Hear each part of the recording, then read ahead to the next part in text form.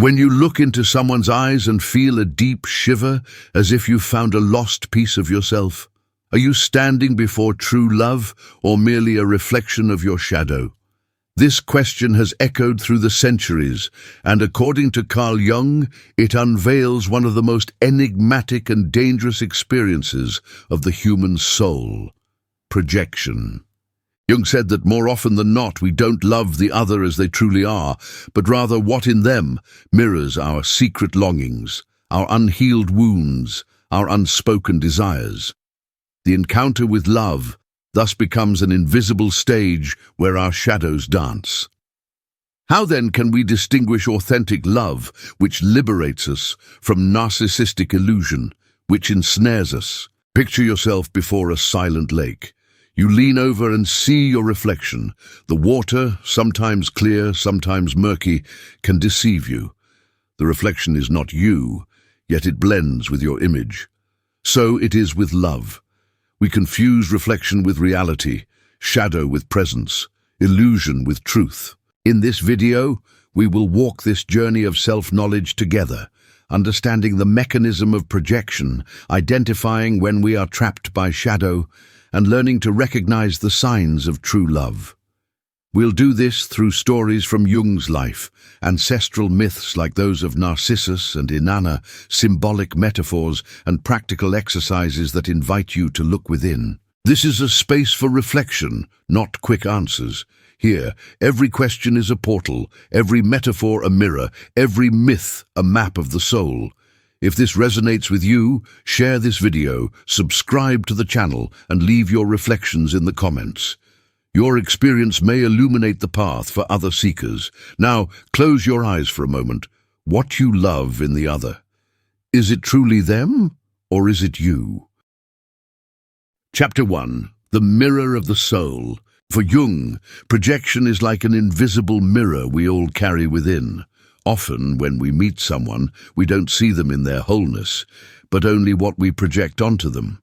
The psyche, in its search for completeness, deposits in the other images, expectations, and ideals that actually belong to our own unconscious.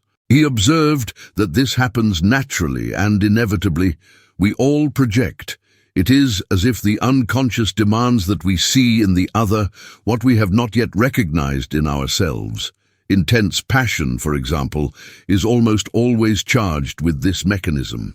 The other becomes a receptacle for parts of ourselves that were repressed or forgotten, but that now shine with overwhelming intensity in their presence. Imagine an old mirror, slightly clouded. You draw near and see your silhouette, but the details remain blurred. Projected love is just like that. We see in the other a form that seems familiar but is, in large part, our own distorted image. Jung told the story of a patient who repeatedly fell in love with unavailable men. Each time, she believed she had found true love, yet the pattern repeated itself: absence, rejection, frustration. Upon deeper exploration, Jung realized these men were not the core of the problem.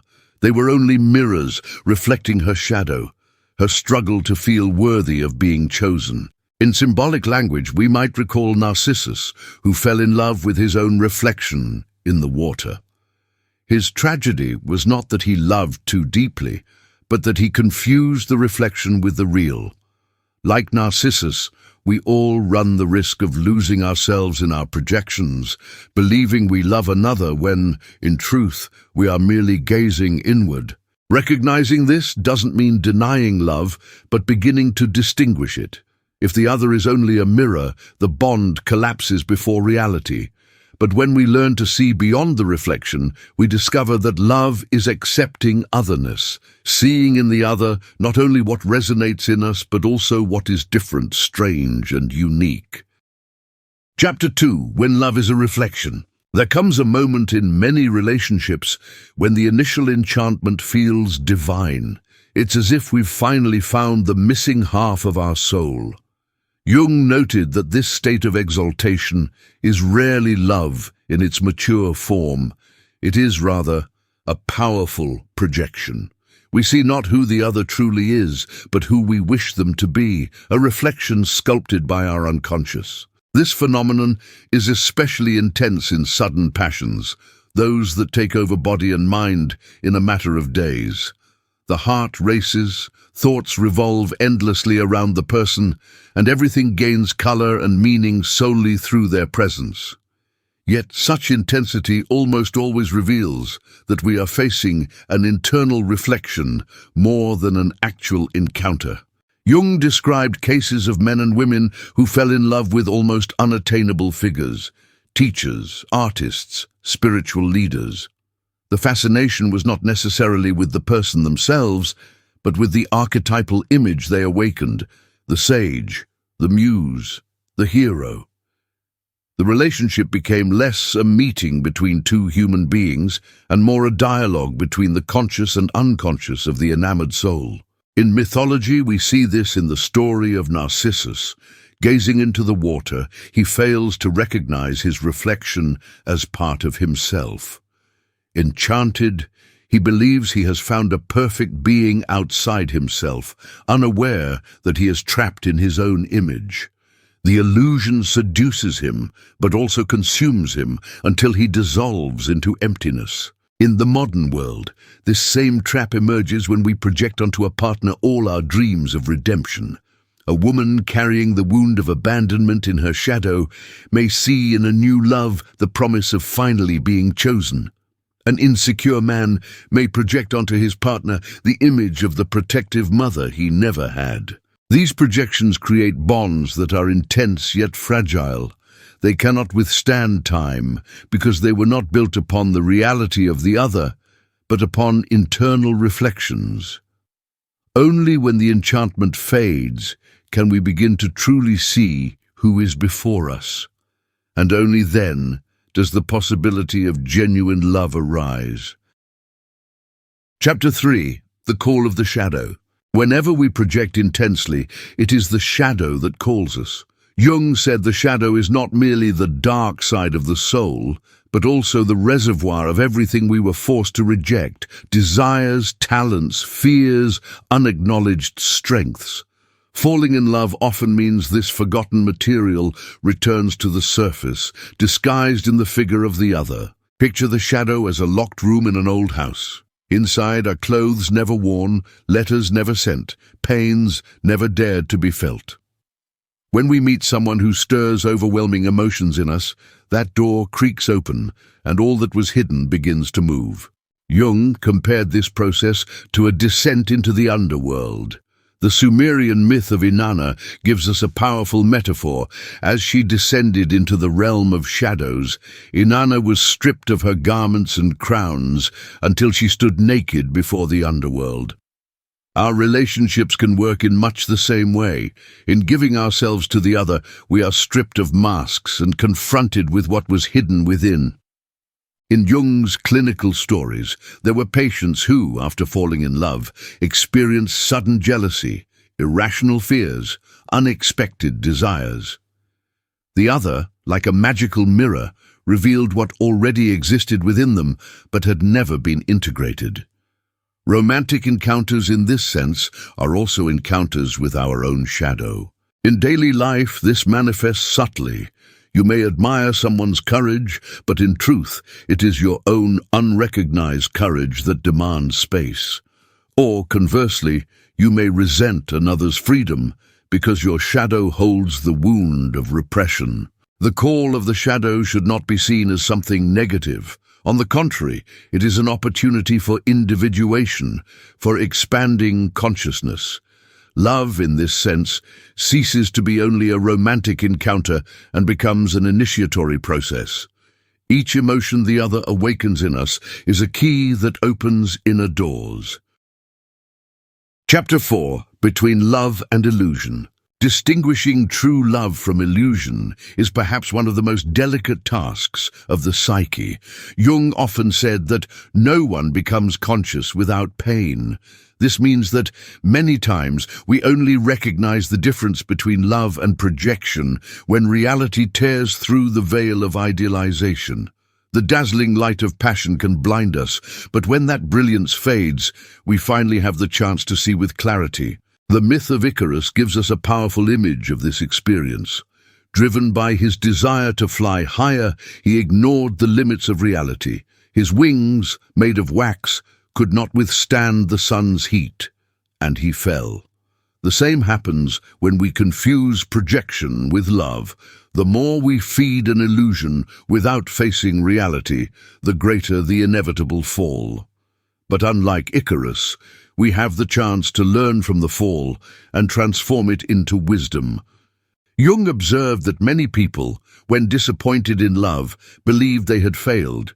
In truth, the opposite was happening. The collapse of projection was the beginning of deeper vision.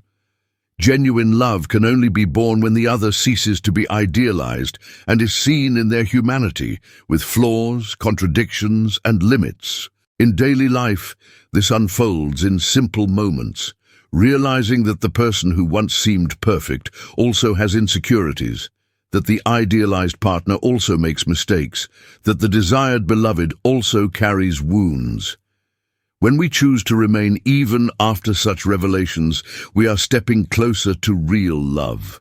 To love is not to be enchanted by the reflection, but to remain present before what is imperfect. Here I want to extend an invitation. If any of this resonates with your own experience, share it in the comments. Have you ever lived through a relationship that at first felt like absolute love, but later revealed itself to be mere projection? Your story can enrich this dialogue and help others recognize their own reflections. Between love and illusion, there lies an abyss, but also a bridge. That bridge is built with awareness, with patience, and with the courage to look beyond the mirror. Chapter 5. The encounter with the real other. When projection begins to dissolve, a painful but liberating process begins, the encounter with the real other. It is then that the veil falls, and we see the person before us not as the reflection of our longings, but as a unique being, carrying their own light and shadow. Jung saw this encounter as an essential step in individuation, for it is only when we recognize otherness that we can truly learn to love. The Stoic philosopher Marcus Aurelius reminds us in his Meditations, each of us lives only in the present moment, and it is in this moment that we must cultivate virtue. This insight applies to love as well. To love is to remain in the present, recognizing the other as they are, without trying to mold them into the image of our expectations. In practice, this recognition appears in small gestures. Listening without interruption, allowing the other to show their vulnerability without rushing to fix it, accepting that there are differences that do not need to be solved, but only understood. Real love does not seek total fusion, but the coexistence of two distinct worlds. Jung lived this lesson in his own marriage to Emma Jung. Their union was not free from difficulty, but over the years it became a space of mutual growth. Emma was not only his companion, but also an intellectual collaborator, critic, and guardian of family stability. The real encounter between them was not built on idealization, but on acceptance of one another's humanity, even in the face of crises and contradictions. We might picture true love as two trees growing side by side. Their roots intertwine beneath the earth, yet their trunks remain strong and independent, reaching toward the sky. It is not fusion that erases, but coexistence that strengthens. Recognizing the other in their reality does not mean giving up enchantment. It means learning to love even in imperfection. This is the point where projection dissolves and love matures, when we no longer seek only the reflection of our own needs, but the living presence of the person before us. Chapter 6. When Love Heals. There are moments when love ceases to be just an encounter and becomes a process of healing. For Jung, this dimension appears when the relationship creates space for wounded parts of the psyche to be welcomed and transformed. True love does not erase our shadows, but invites us to integrate them, offering the warmth necessary for old wounds to finally rest. Jung noted that many people discovered in their partner not only a mirror of their wounds, but also an invitation to growth. By seeing in the other qualities they wished to cultivate in themselves, courage, compassion, patience, they were inspired to develop those virtues. The relationship thus became a laboratory of the soul, where individuation unfolded in duet. Jung's own life reflected this dynamic. His relationship with Emma was marked by crises, especially when shadow appeared in conflicts and even in extramarital entanglements. Yet Emma, with her inner strength and wisdom, not only endured, but grew through the process. She deepened her study of analytical psychology, wrote on the Grail, and contributed significantly to Jung's legacy. Their love was not idealized. It was real, difficult, and precisely because of that, transformative. In mythology, we might think of Hercules and his labors. Each trial symbolized an inner struggle.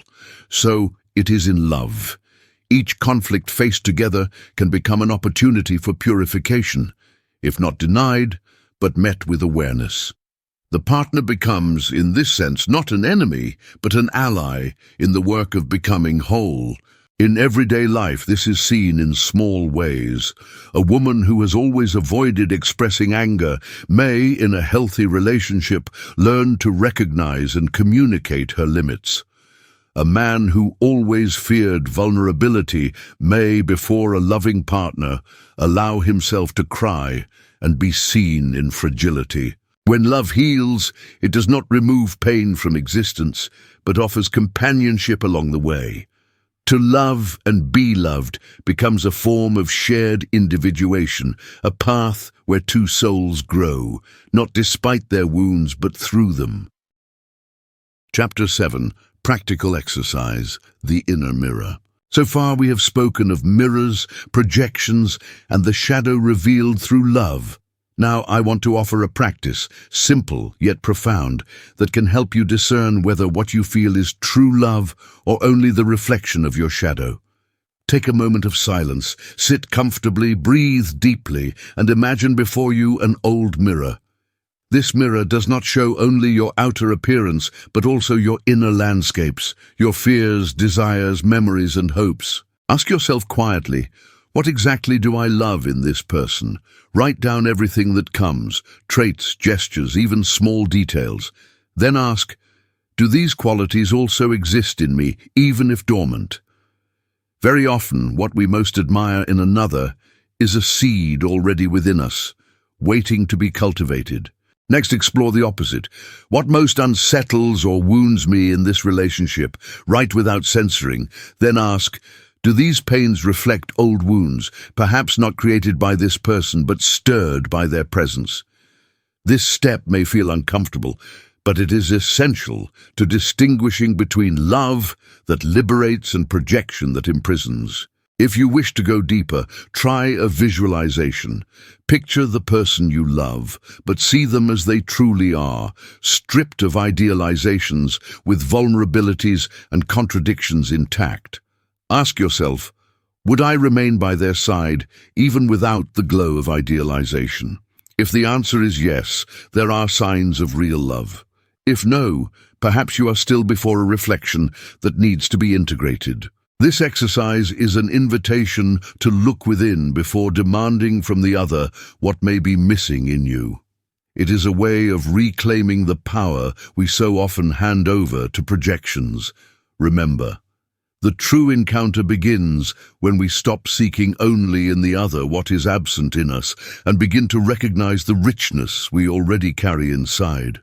The mirror shows the reflection, but the journey is ours. Chapter 8. The Paradox of Love. True love always carries a paradox. The less we try to control it, the freer it becomes. The more we accept uncertainty, the deeper the bond that unfolds. For Jung, this surrender is not submission, but trust in life's process, a recognition that love is greater than our conscious plans. We might imagine love as a river. If we try to dam it, it loses its vitality. If we let it flow, it finds new paths, nourishes the land, transforms the landscape. Excessive control, trying to mold the other into our image, demanding guarantees, seeking absolute certainty, strangles the flow.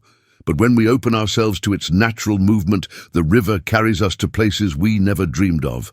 Stoic philosophy echoes this vision. Epictetus reminded us that we do not control events, only our attitude toward them. The same is true in love. We cannot control another's feelings or predict the future of the relationship, but we can choose how we give ourselves, how we cultivate presence and respect. Jung saw this tension in his patients. Many suffered not from the absence of love, but from trying to possess it as if it were static. Love, however, is alive, pulsing, ever-changing. It grows, transforms, sometimes weakens, sometimes revives with new strength. We must learn to dance with its unpredictability. In myth, we see this paradox in Inanna, who in descending to the underworld was stripped of all her adornments. So it is with love. To love is to lay down our certainties, to stand bare before life. The fewer masks and demands we carry, the more space there is for an authentic encounter. In daily life, this means accepting the other's freedom. It means understanding that love is not possession, but presence, not imprisonment, but accompaniment. The paradox is both simple and profound. Only when we allow love to be free can it truly remain. A river cannot be contained without dying. Love, like the river, finds its truth in flowing. Chapter 9. Love as a Path to Individuation. For Jung, true love is not just a fleeting feeling, but an initiatory path that leads us toward individuation, the process of becoming who we truly are. The romantic encounter, when lived consciously, can be the great catalyst of this journey, for it forces us to confront our shadows, integrate our projections, and mature in the presence of another. The myth of Hercules illustrates this well. In his 12 labors, each challenge represented an inner battle. So it is with love. It is not merely a harmonious coexistence, but facing, together, the trials that reveal who we really are. Every conflict, every rupture, every reconciliation becomes soul work. In authentic love, we do not seek only the satisfaction of desire, but the expansion of consciousness. We recognize that the other is a mirror, but we don't stop at the reflection. We cross the surface and meet otherness, the difference that enriches us. At this point, love becomes alchemical, not only eros, but also agape, not only desire, but companionship, not only passion, but construction. Jung said, "The most difficult task for every human being is to bear their entire soul." Love can be the space where we not only carry our own, but also witness another's. When two people choose to become companions on this path, each strengthens the other's individuation, not through fusion or loss, but through mutual growth. In everyday life, this appears in patience to listen when we'd rather speak, in the courage to be vulnerable when it would be easier to hide, in the willingness to grow rather than remain in the comfort of illusion. True love, then, is not a ready-made destination, but a path built step by step. It requires awareness, courage, and surrender. Above all, it requires the willingness to look inward as much as into the eyes of the other. To love thus becomes the deepest act of individuation, a plunge into one's own soul, realized through the meeting with another soul. Conclusion. Between reflection and real love, we arrive at the end of this journey, and perhaps you now see that the line between projection and true love is finer than you once imagined. Jung taught that the soul seeks the other in order to see itself, but only when we cross beyond the veil of reflection do we encounter love in its deepest form. We have seen that projection is inevitable. We all carry inner mirrors we cast into the world around us. But we have also discovered that the real encounter begins when we accept the other in their humanity, without idealization. Myths like Narcissus, Icarus, Hercules, and Inanna revealed that love is always an invitation to descent, to the loss of illusions, and to the rebirth of consciousness. Perhaps, hearing these words, you recalled past relationships where you mistook passion for truth, or perhaps you now stand before a bond oscillating between reflection and reality. The good news is that every experience, even the painful ones, can become learning, as long as we open ourselves to the soul's whisper. Love, when lived consciously, heals, integrates, and expands. It is not prison but freedom, not fusion but encounter, not only mirror, but also a window to wider horizons of ourselves. I leave you with an invitation. Share in the comments what resonated most with you. Have you lived a love that began as projection, but transformed into a true encounter? Your story may inspire others to recognize their own reflections and move toward more mature love. If this video brought you clarity, subscribe to the channel and join us in future explorations. In our next episode, we will explore how shadow manifests not only in love, but in all of life's choices. To love is always a risk, but it is also always a chance for individuation. May you follow the path where reflection dissolves and the truth of encounter blooms.